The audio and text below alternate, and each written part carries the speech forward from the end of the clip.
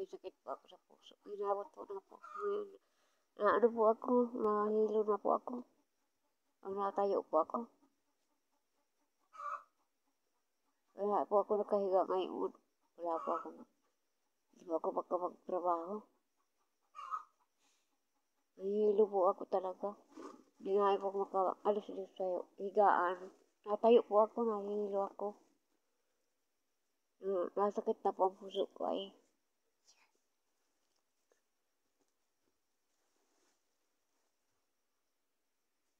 Maraming salamat po sa inyo.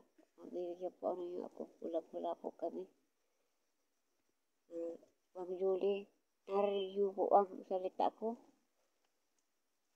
Talaga po masakit ang dibdib ko. Nahihilo na nga po ako. Hindi ako makaalis dito sa higaan.